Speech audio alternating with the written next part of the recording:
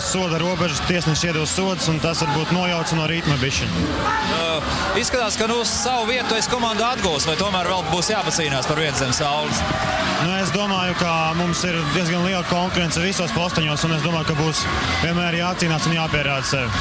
Kā tagad noteikti psiholoģiski būs grūti, tādi vairāk nepatīkami zaudējumi, savās mājās Baronam, jau līdzīgas komandas tomēr jūs esat, bet arī Valmierai zaudējums, kādas izmaiņas varētu būt komandā tagad?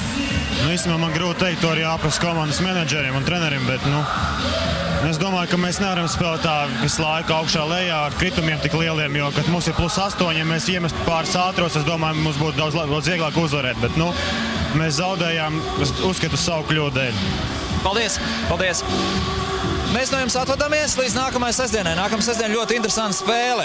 Un vēl nevar zināt, vai tā notiks Rīgā vai tomēr Kaunijā. Tātad Kaunas Žalgiris pret ASK Rīga. Vēl šodien vakarā 23:00 visi laipni